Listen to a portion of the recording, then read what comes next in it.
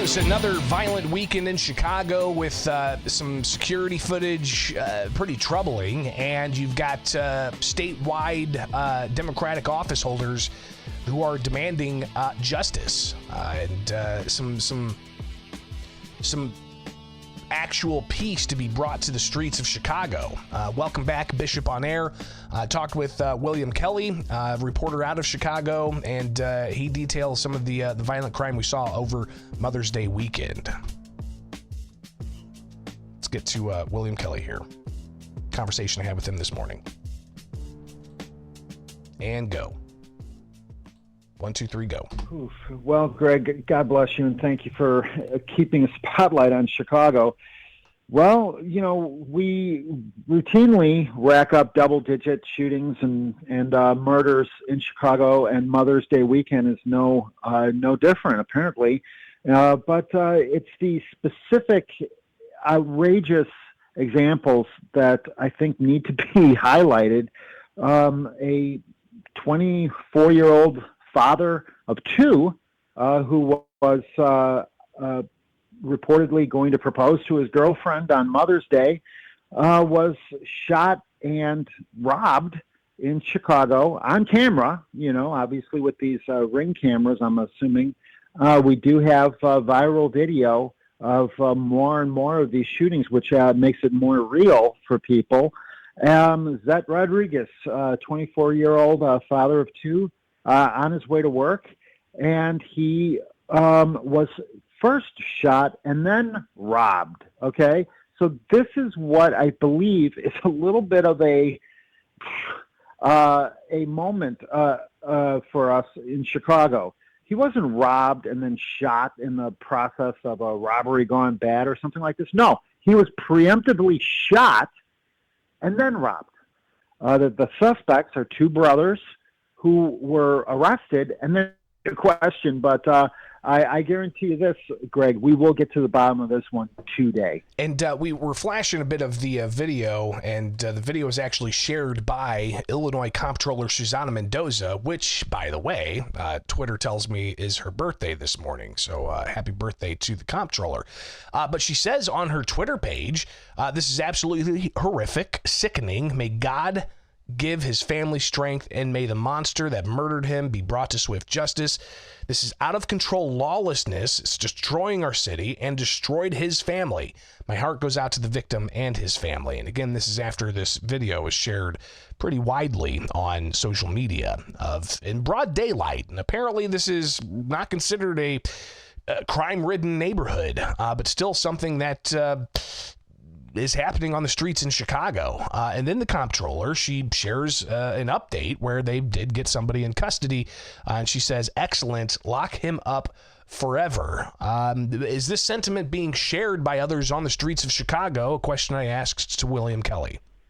Well, I'm sorry to tell you, Greg, there's zero justice. We're not seeing any justice. Let's put it that way. And that's going to result, I guarantee you, that's going to result in more violence over the summer, because you have people who, on the one hand, don't think that there are any consequences to crime. A 15-year-old boy was stabbed in the back, broad daylight, on North Dearborn Street and West Lake Street in Chicago last night, or yesterday afternoon, I should say.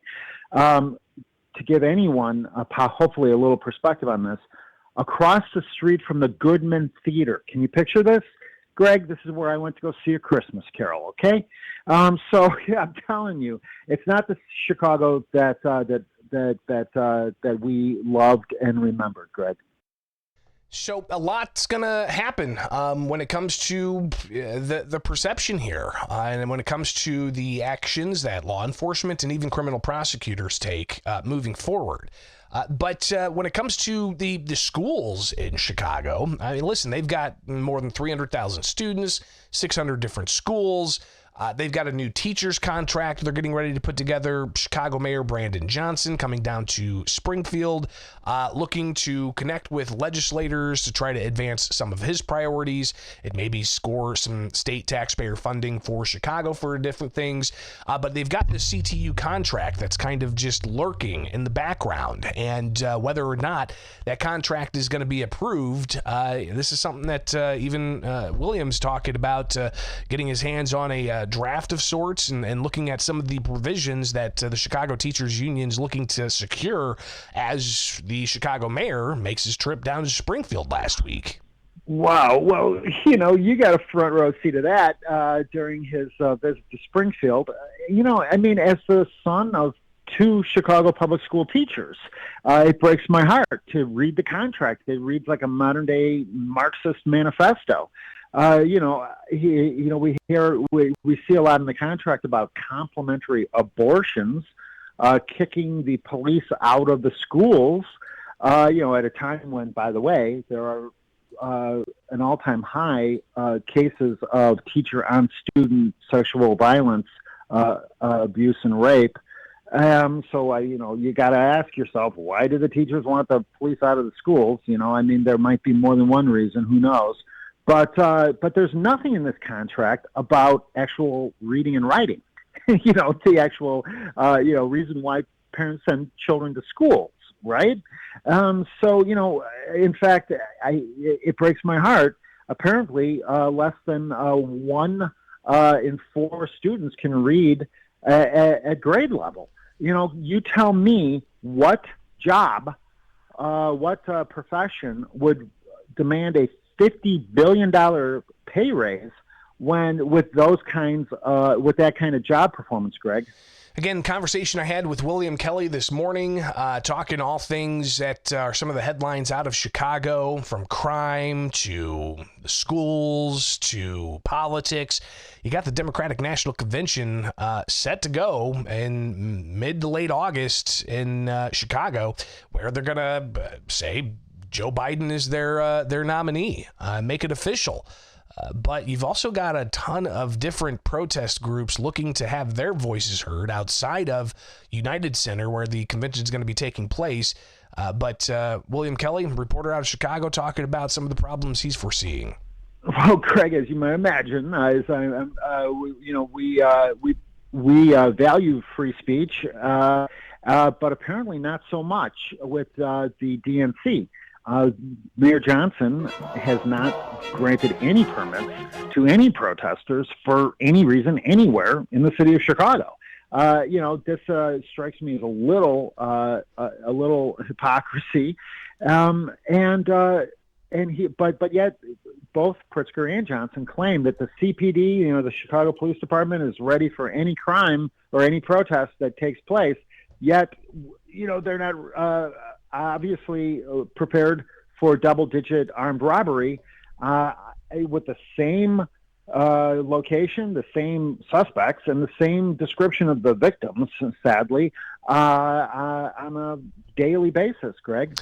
So again, I appreciate William Kelly giving us a bit of a breakdown each and every Monday of some of the things going on in Chicago and just how kind of chaotic it can be. So that's a little bit of a digest for you. Appreciate him taking time. It is Bishop on Air. Like, subscribe, hit that notification bell. Join us each and every weekday morning, and we'll give you as much as we can in a quick, digestible format so that you can get on with your day. It is Bishop on Air. Greatly appreciate it. Like, subscribe, and hit that notification bell.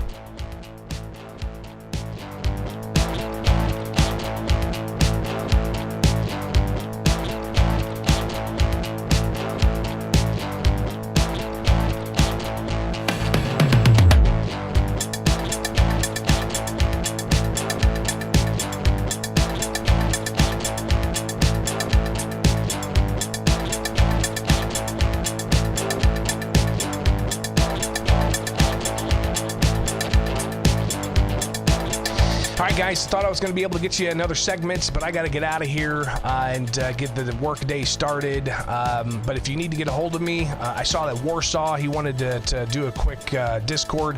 Do me a favor, email me, bishoponair@gmail.com, bishoponair@gmail.com. I got to get out of here and get that work day started. So you guys have yourselves a wonderful rest of the day. Hopefully you had a good weekend. Hopefully you had some time with your Mother's Day to see your moms, to talk to your moms, and to celebrate moms. Everyone's got one.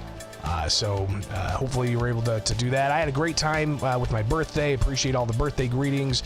And seeing those Northern Lights was definitely a wonderful addition and a pleasurable birthday present of sorts.